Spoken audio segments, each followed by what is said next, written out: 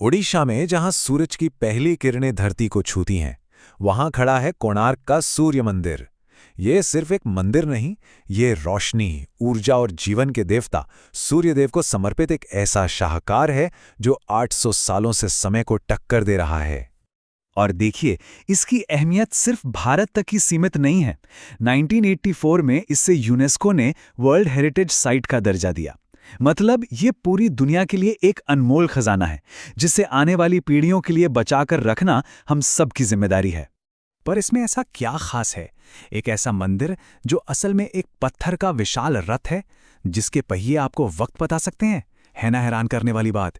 तो चलिए आज कोणार्क के इसी चमत्कार के रहस्यों की परतों को एक एक करके खोलते हैं। तो इस शानदार सोच की शुरुआत कहां से हुई? चलिए कहानी में थोड़ा पीछे चलते हैं, 13वीं सदी में। पूर्वी गंग वंश के एक महान राजा थे, नरसिंह देव प्रथम। ये मंदिर उन्हीं की ही कल्पना का नतीजा है, एक ऐसी सोच जो अपने समय से सदियों आगे थी। और उनकी कल्पना क्या थी? उन्होंने सोचा कि सूर्य देव के लिए एक ऐसा मंदिर बनाया जाए जो असल में उनका रथ हो। जरा सोचिए, पूरा का पूरा मंदिर एक विशाल पत्थर का रथ, जैसे आज हम परेड में झांकियां देखते हैं। बस ये समझिए कि ये पत्थर से बना एक स्थायी भव्य रथ है जो स्वर्ग की ओर बढ़ रहा है। इस कमाल के आइडिया को 3 हिस्सों में बांटा गया। पहला तो खुद रथ का आकार, दूसरा इसमें लगे 24 बड़े बड़े पहिए, और तीसरा इसे खींचते हुए 7 ताकतवर घोड़े। और मजे की बात यह है कि इनमें से हर एक चीज का एक गहरा मतलब है। अब बात करते हैं इसकी इंजीनियरिंग की, इसकी बनावट की। ये मंदिर कलिंग वास्तुकला में बना है, जो ऊंची ऊंची इमारतों और पत्थर पर की गई बारीक कारीगरी के लिए जानी जाती है। यहाँ हर पत्थर कुछ कहता है। इस मंदिर में हमें मिलते हैं पत्थर से बने 24 विशाल पहिए। और जब मैं विशाल कहता हूं तो मेरा मतलब है वाकई विशाल। हर एक पहिया करीब 12 फुट ऊंचा है। सोचकर ही हैरानी होती है। लेकिन रुकिए, ये पहिए सिर्फ सजावट के लिए नहीं है, इनका एक बहुत बड़ा राज है। तो आखिर क्या है इनका असली मकसद? और राज ये है कि ये पहिए असल में धूप घड़ियां हैं। जी हां, सनडायल्स। ये पहिए सूरज की रोशनी से पड़ने वाली परछाई के जरिए एकदम सटीक समय बता सकते हैं। जरा सोचिए, 13वीं सदी में ऐसी टेक्नोलॉजी। ये सिर्फ इंजीनियरिंग नहीं थी, ये तो ब्रह्मांड के नियमों को पत्थर पर उतार देने जैसा था। और देखिए, यहां हर नंबर का एक मतलब है। मंदिर को खींच रहे 7 घोड़े हफ्ते के 7 दिनों को दिखाते हैं, और 24 पहिए वो दिन के 24 घंटों का प्रतीक हैं। मतलब ये पूरा मंदिर समय का ही एक चलता फिरता मॉडल है, जिसे हमेशा के लिए पत्थर में कैद कर दिया गया।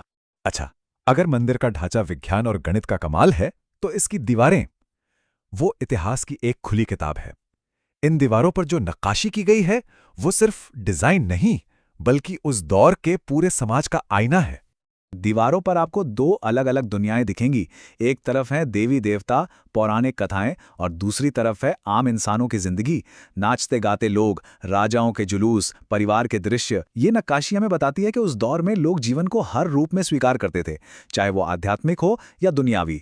लेकिन 800 साल का लंबा सफर आसान नहीं होता। वक्त के थपेड़ों, प्राकृतिक आपदाओं और हमलों की वजह से मंदिर को बहुत नुकसान भी हुआ। इसका जो मुख्य शिखर था, जो सबसे ऊंचा टावर था, वो आज मौजूद नहीं है। ये देखिए मंदिर की पूरी यात्रा, 13वीं सदी में इसका बनना, फिर कई सदियों तक इसका धीरे धीरे टूटना, और आज इसे बचाने की लगातार कोशिशें। ये इसकी कहानी का एक बहुत जरूरी हिस्सा है। और इसे बचाने की जिम्मेदारी उठाई है भारतीय पुरातत्व सर्वेक्षण यानी ASI ने। उनका काम बहुत मुश्किल है।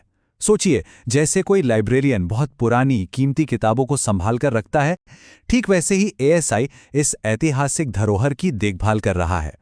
तो सवाल उठता है कि आज की दुनिया में इस मंदिर का क्या महत्व है?